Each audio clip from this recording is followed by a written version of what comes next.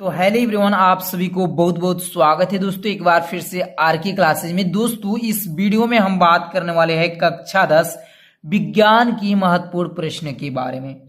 दोस्तों इस प्रश्न को आप देख सकते हैं, इस स्क्रीन पर है कि उदासीनीकरण अभिक्रिया किसे कहते हैं, उदाहरण सहित स्पष्ट कीजिए। सबसे पहले मैं इस कॉपी के बारे में बता देना चाहता हूं। यदि आप 10th में पढ़ते होंगे तो आपको तो पहली बार देने जाना है बोर्ड एग्जाम, तो सबसे पहले समझ लीजिए कि आपको भी सेम टू सेम ऐसे ही कॉपी बोर्ड एग्जाम में मिलेगी। ठीक है, ये कॉपी जैसे इस कॉपी पर चमक है, ठीक इसी प्रकार आपके बोर्ड एग्जाम में कॉपी मिलेगी। लाइनिंग जो दिखाई दे रहा है ब्लैक से, इसी तरह आपके भी ब्लैक से कॉपी मिलेगी। सेम टू सेम इतना ही इसकी भी लंबाई होगी और चौड़ाई होगी बोर्ड की कॉपी की। ठीक है, मान लीजिए कि एक तरफ से ये बोर्ड की कॉपी ही है, सिर्फ आपको ये जो अनुक्रमांक दिया गया है, कक्षा दिया गया है, विषय दिया गया है, ये इसमें थोड़ा फर्क आ जाएगा। ठीक है, अनुक्रमांक तो आपका रहेगा ही। इसी तरह आपकी भी बोर्ड की कॉपी रहती है, सिर्फ यहाँ पर का अंतर आएगा। और जो ये बोर्ड की नस्ल है यानी इस चमक जैसी है, ठीक इसी प्रकार आपके भी बोर्ड में ऐसे ही चमक होती है। एक बार इसको नजर से अच्छी तरह से देख लीजिएगा। आपको भी ऐसे ही बोर्ड की कॉपी पर लिखना है एग्जाम जब देने जाएंगे तब।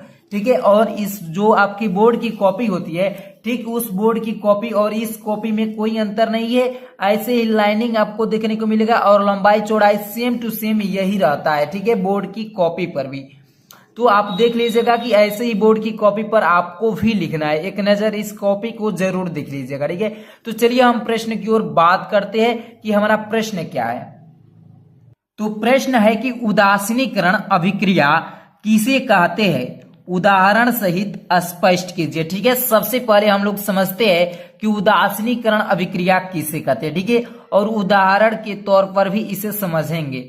एक बार समझने के बाद आप जिंदगी में कभी नहीं भूलेंगे कि उदासीनीकरण अभिक्रिया किसे कहते हैं। ठीक है, एकदम सरल भाषा में समझाने वाले हैं। देखिए यहाँ पर इसका उत्तर क्या लिखा गया है कि जब अम्ल अवर क्षार, ठीक है, अम्ल अवर क्षार परस्पर अभिक्रिया यानी क्रिया करते हैं तो लवण अवर जल बनता है। ठीक है, जब हम अम्ल को और क्षार को क्रिया करा देंगे आपस में तो हमें क्या प्राप्त हो जाएगा, तो लवण और जल दोनों प्राप्त होगा। ठीक है, लवण भी प्राप्त होगा और जल भी प्राप्त होगा। उसी को क्या कहते हैं, तो इस प्रकार की अभिक्रिया को उदासीनीकरण अभिक्रिया कहते हैं। ठीक है, इसको उदाहरण के तौर पर भी समझाएंगे।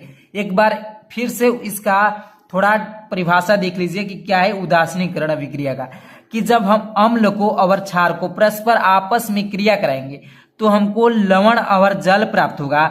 जब हम अम्ल और क्षार को परस्पर आपस में क्रिया करेंगे तो लवण और जल प्राप्त होगा। तो इस प्रकार की अभिक्रिया को ही क्या कहते हैं, उदासीनीकरण अभिक्रिया कहते हैं। ठीक है, तो आइए इससे पहले समझ लीजिए कि अम्ल और क्षार क्या होता है। यदि आप अम्ल और क्षार समझते होंगे तो यह आपको उदासीनीकरण अभिक्रिया एकदम 100% समझ में आ जाएगी। ठीक है, यदि आप अम्ल और क्षार नहीं जानते हैं तो आइए इस वीडियो में सबसे पहले हम अम्ल और क्षार पर ही चर्चा करते हैं।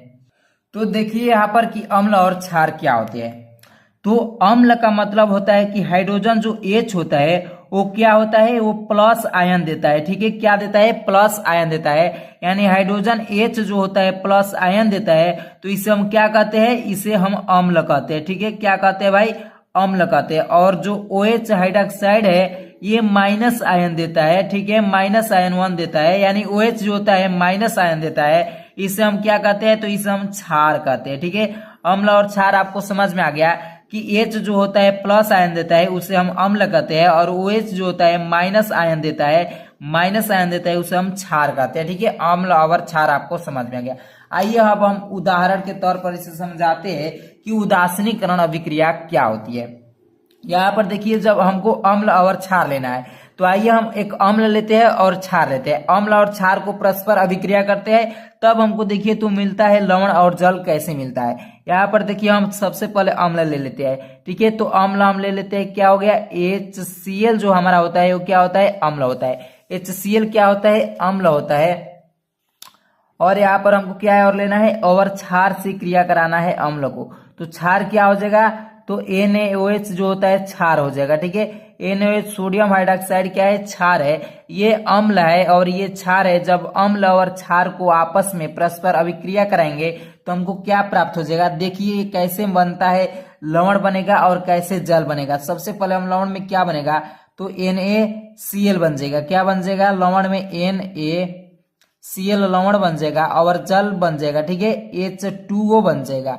ये कैसे बना, एक बार जरूर इस पर फोकस कीजिएगा, ठीक है, कि ये जो हमारा NaCl ये क्या है, NaCl लवण है और ये H2O जो है जल है। ये कैसे बना, यहां से देखिए H जो होता है ये प्लस आयन जाता है, यानी H की ये संयोजकता क्या है, तो ये प्लस है, ठीक है, +1 प्लस है। और ये जो HCl है ये माइनस आयन देता है, ठीक है, इसका संयोजकता -1 है। इस जो H हाइड्रोजन की संयोजकता है ये +1 है और यहाँ पर जो Cl की संयोजकता है -1 है।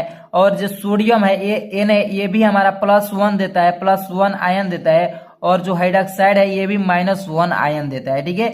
तो ये समझिए कि जब अभिक्रिया करता है तो प्लस और माइनस दोनों एक दूसरे से क्रिया करता है, प्लस और माइनस आपस में क्रिया करता है। प्लस प्लस कभी भी क्रिया नहीं करता है, एक प्लस और एक माइनस आपस में क्रिया करता है, प्लस प्लस और माइनस माइनस कभी भी नहीं क्रिया करता है। पर जो हाइड्रोजन प्लस है वो किससे क्रिया करेगा, तो OH से क्रिया करेगा, यानी प्लस ये जो है ये माइनस से क्रिया करेगा, OH माइनस से। तो एक प्लस यहाँ पर है और एक प्लस यहाँ पर है, तो एक कितने H हो जाएंगे, तो 2, तो H2 हो जाएगा। और यहाँ पर O है तो H2O क्या हो गया, यहाँ पर जल ये प्राप्त हो गया।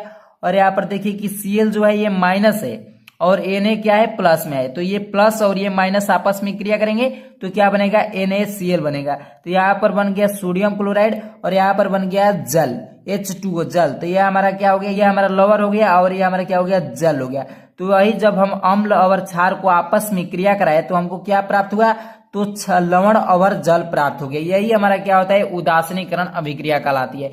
दोस्तों उम्मीद करता हूं कि ये वीडियो आपको अच्छी लगी होगी। अगर ये वीडियो अच्छी लगी तो वीडियो को लाइक करके चैनल को सब्सक्राइब कर साथ ही साथ बेल आइकन की घंटी को भी हिट कर लीजिए।